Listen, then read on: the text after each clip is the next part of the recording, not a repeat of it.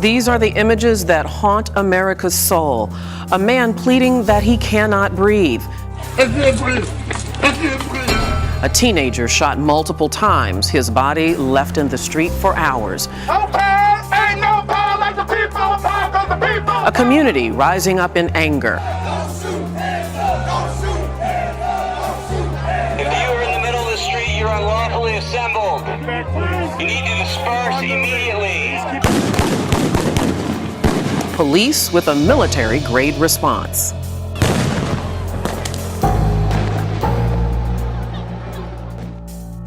Hello, I'm Debbie Turner-Bell. Once again, we are asking why. Why was Michael Brown, a black male, shot repeatedly by a white police officer?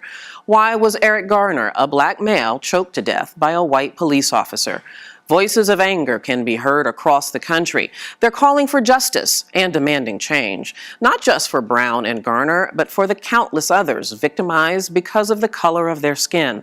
During this special program, we're going to give those voices a chance to be heard. Hands up, don't shoot. Hands up, don't shoot. Hands up, don't shoot.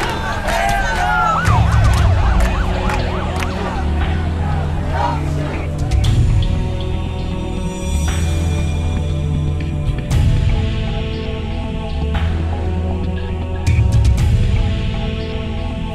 Michael Brown was supposed to be starting college near his home in Ferguson, Missouri. Instead, he was buried on Monday, the victim of what many believe to be a police overreaction. He wants to be remembered as the one that made America deal with how we gonna police in the United States. The officer who shot him is under investigation. So is the New York City cop who allegedly put Eric Garner into an illegal chokehold. A neighbor captured the awful scene on a cell phone and captured the world's attention. Although separated by more than 1,000 miles, the two communities are united in their grief. Anger in the streets of Ferguson brought out heavily armed police and even the National Guard. Hands up, don't shoot! Hands up, don't shoot! Hands up! In Staten Island, family, friends, neighbors, as well as total strangers came together for a huge march. That's where we begin our special report.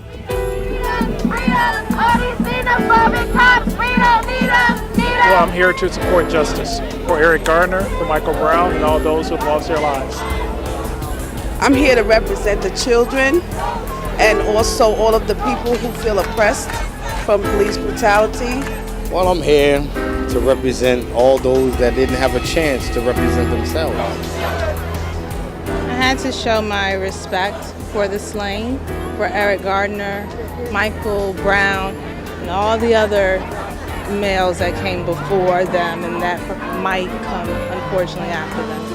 I don't think experiences of police harassment or profiling are exceptions, and I think that's why a lot of people are here today. I came to show my support. It could be me. Well, I'm here because I would like to see a change, and justice need to be done. And you know, when there's a mass of people, you get a lot of changes, and I'm here for the cause. 20 years ago, I was at the Million Man March, and I'm here today for the same cause. Today, I think they hired police that not properly trained, and they just go out and abuse their authority. And we are here to protest police violence, brutality, undue brutality. My sign has two sides: courtesy, professionalism, respect does not equal undue violence that leads to death. What happened was a tragedy, and no one should have to, die that way. The police, they are killing our sons, they're killing our grandchildren, and there's no justice. I'm here expecting for justice to be served. And we do have a fear that our son may go out one day and possibly not come home because there is no justice. They're calling this now the modern lynching. They're lynching our young men. They're killing them. And I think a lot of people are here because they want to take something forward from these incidents, both in terms of justice in those specific cases and in terms of building something larger. And while we absolutely do need police, there needs to be accountability for them too. I strongly believe in requiring police officers to wear recording devices because studies have shown that when they wear those, their use of force reduces dramatically. So yeah, I'm here to support oversight for police. The vast majority of our police force are good people, very good people. You have a few bad eggs that make things very bad for the rest of the police force.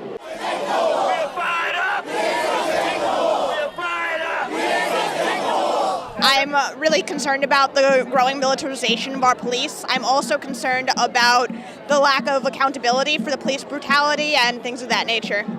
Not all policemen is not bad. You have some decent policemen and you have some that's not decent.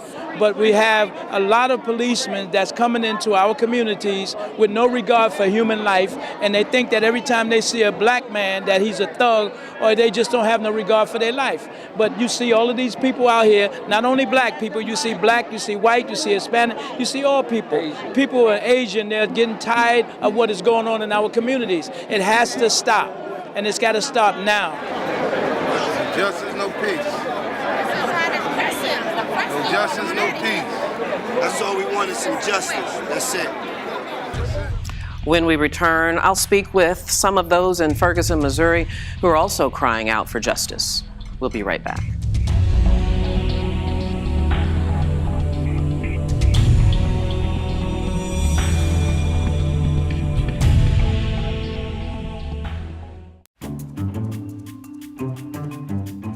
If I was building my own news network, first thing I think I'd want high-quality reporters, very educated, intelligent people. Hello, I'm Francesca Maxime. I'm Julian Phillips. I'm Wendy Gillette. I'm Sophia Songhai. I'm Gary Anthony Ramsey. Thank you for joining us here in New York City. I would like to see more people of color represented in high positions in media. We've got world-class journalists, veteran journalists who have been in this industry for decades, not just in front of the camera, but behind the scenes as well. People need to understand the problems that are going on in the community are much closer than we actually think they are. Kayla Phillips is one of the shoppers who is suing Barney's, and she is here with her attorney. What is it that you want from them? Not to judge every African-American person that comes in your store.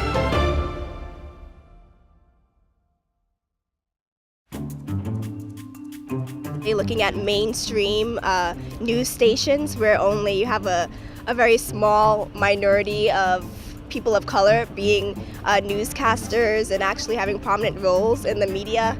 In a newsroom in the United States, maybe 10% of decision makers come from communities of diversity.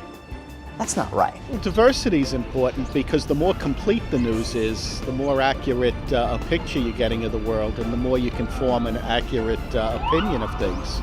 The vision here is not just to tell the main stories of the day, but to tell the news that other organizations don't tell, and tell it in a way that people like me, people that look like me, that look like you, are interested in. Arise News. Arise News. Arise News. Arise News. Arise News, every culture, every angle.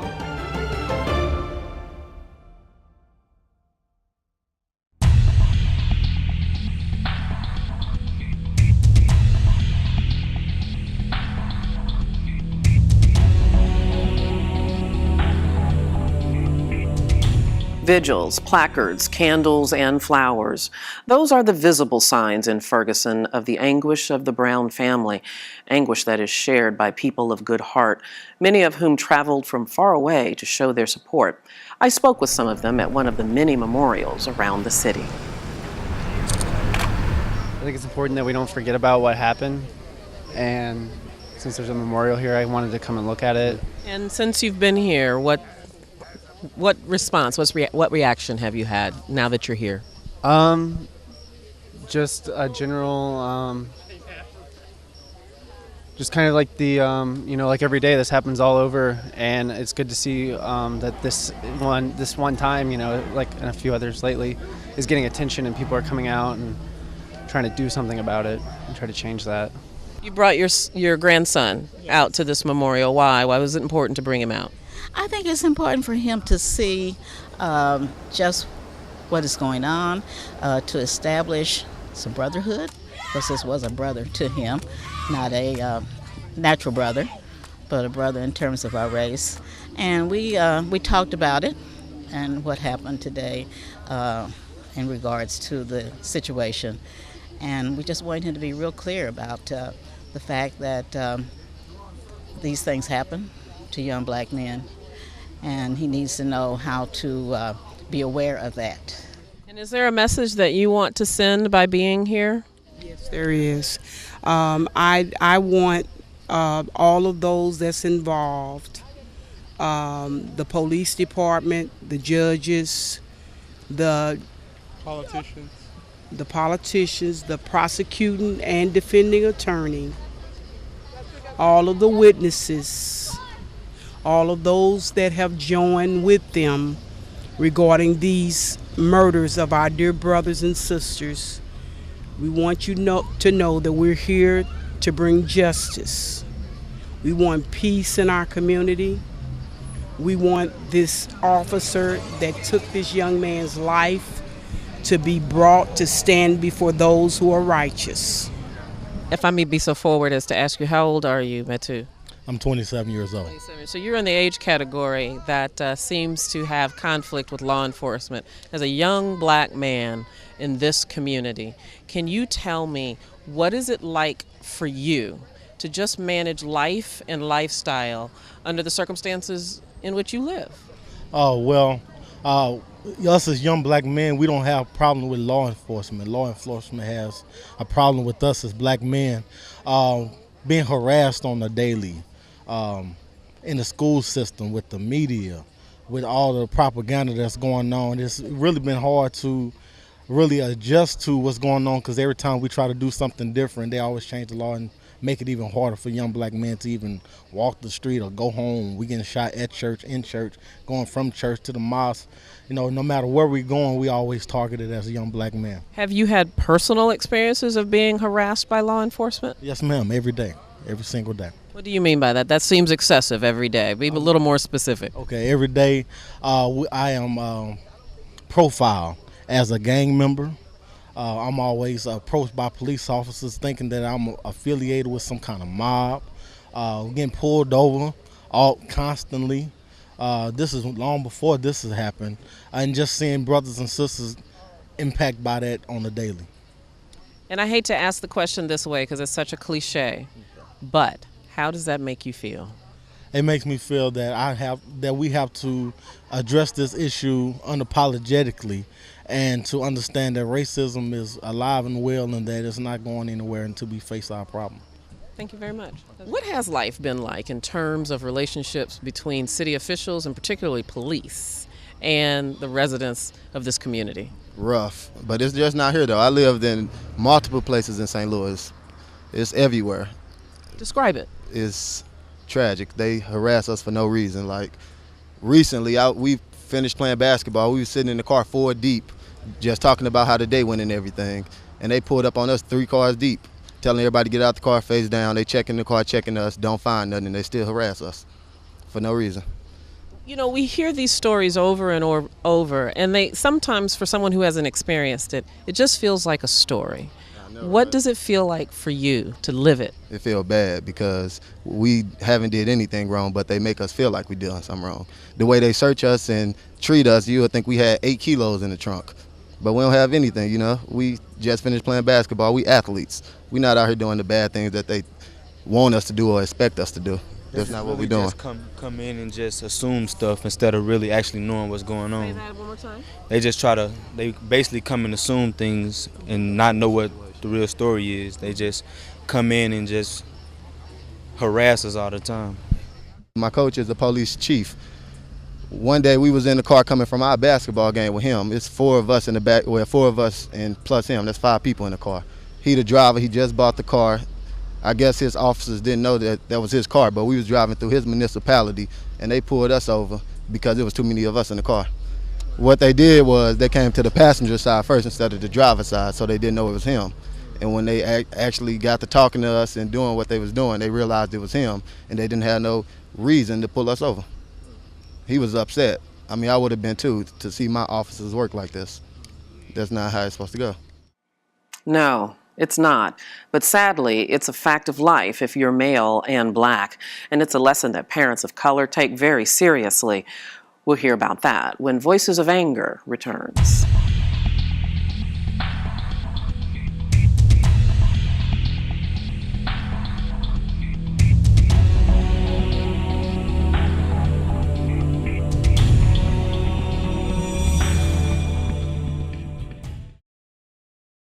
Here at Arise America, we want to bring you news from a different perspective, and not just news, but analysis as well.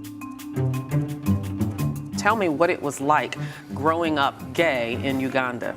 I have suffered sexual violence, including that has been planned by my family to heal me from lesbianism. To have somebody lead your child away in handcuffs is just not something that should be done to a 12-year-old child. You call this Victims Advocate Group, this phone number, which is sponsored by the Catholic Church, correct? Right. And what kind of response did you get? They told me not to make prank calls and it wasn't appropriate and hung up the phone. My God. Michael Dunn could go away for many decades. Is that enough for you? No, it's not. The person that killed Jordan Davis has to be found guilty by a court of law in the United States of America.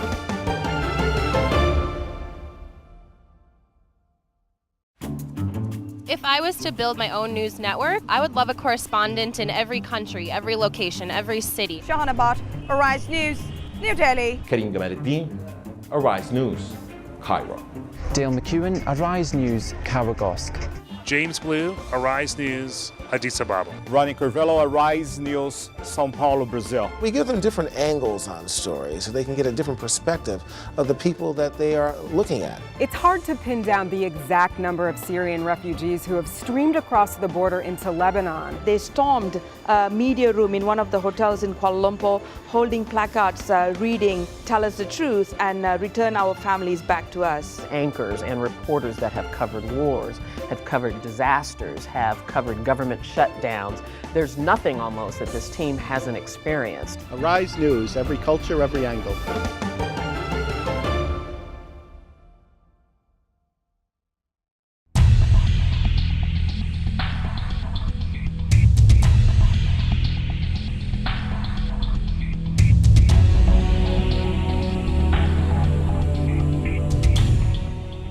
Just about all parents say basically the same things to their kids.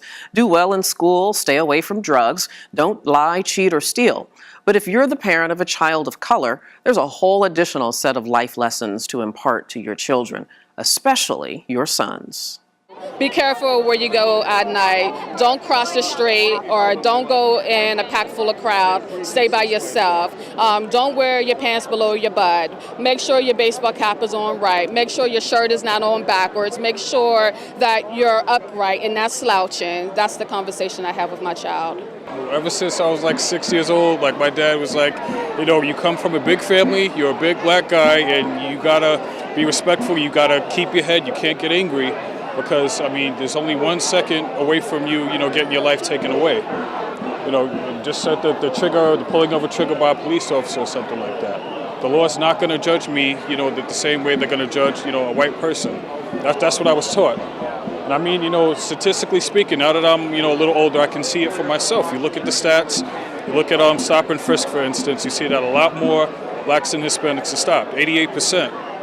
We've seen events in which there's a big gulf between community perceptions and law enforcement perceptions around the country. President Barack Obama himself is no stranger to profiling. After Trayvon Martin was killed by a vigilante in Florida, the president talked of his own experience as a black man, women crossing the street as he approached, people locking car doors as he walked by. Black females do feel threatened, but not as extreme as black males. The black males, it's my heart goes out to black males. Black females, are mistreated, but not at the degree as black males are mistreated in America. It's unfortunate. It's unfortunate. It's everywhere. It's in New York. It's in South Carolina. It's in Ferguson, Missouri. It's in California. It's everywhere. And you would think that the police are there to protect you, and for the most part, I believe that they are. But you have some of them that feel, the police officers that feel that they can treat blacks, I feel, differently. You don't see in the news where you have black cops shooting white kids. That would not even be a thought.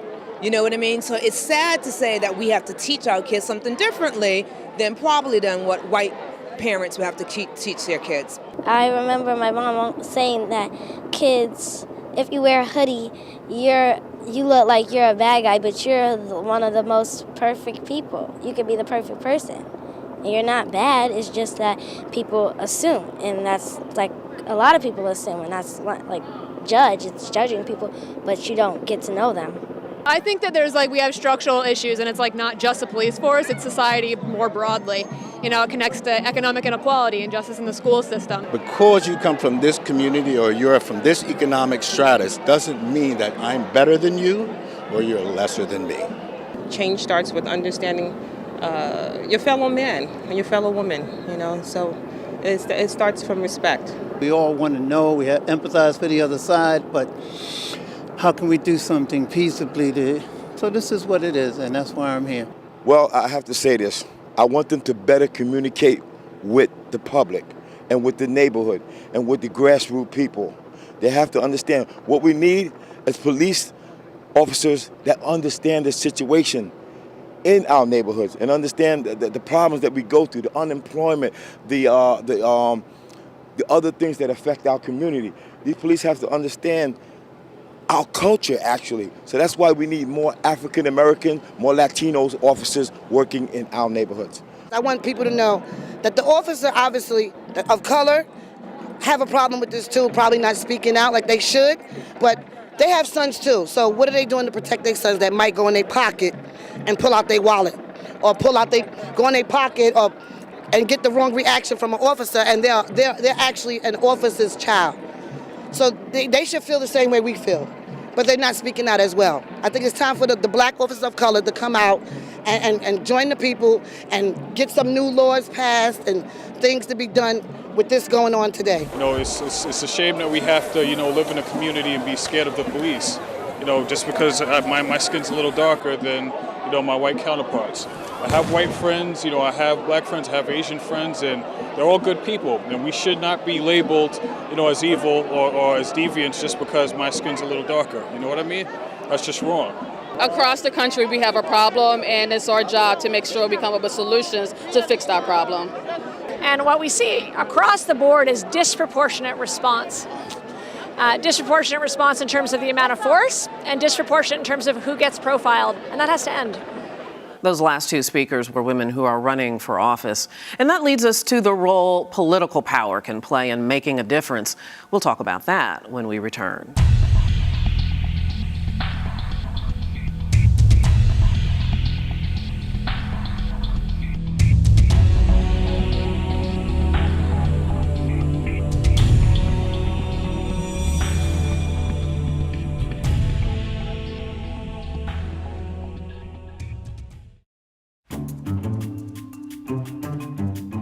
If I was building my own news network, first thing I think I'd want high-quality reporters, very educated, intelligent people.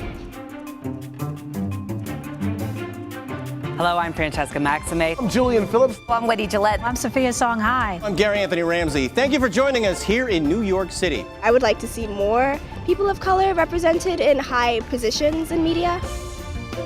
We've got world-class journalists, veteran journalists who have been in this industry for decades, not just in front of the camera, but behind the scenes as well. People need to understand the problems that are going on in the community are much closer than we actually think they are. Kayla Phillips is one of the shoppers who is suing Barney's, and she is here with her attorney. What is it that you want from them? Not to judge every African American person that comes in your store.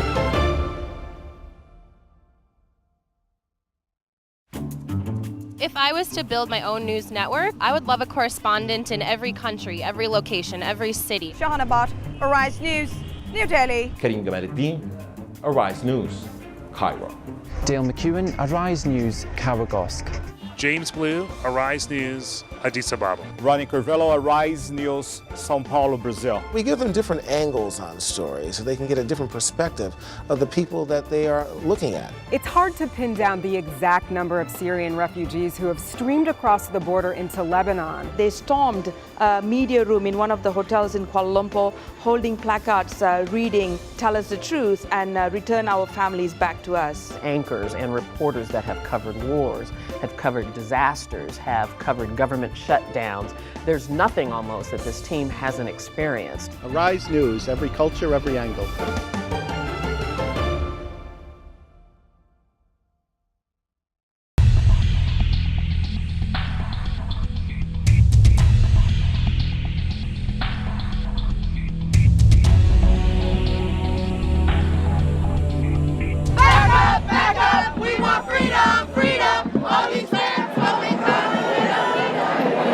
This sign, it says stop police violence. On the other side, it says justice. I would like to see black bodies not be criminalized. I would like to have poverty not be criminalized, mental health issues not be criminalized. I would like the prison industrial complex to be stopped so that people's misery is not something that owners of prisons can profit from. And I would like to just see less policing and more justice. For change to come, people need power. As Reverend Al Sharpton repeatedly points out, that power comes from the vote. The people of Ferguson have a history of distressingly low turnout at the polls. That could be one reason why a town with a black majority is governed and policed overwhelmingly by whites. Well, basically, the people that were there in Ferguson, they have 70% of their community was black. Majority of their police force was white.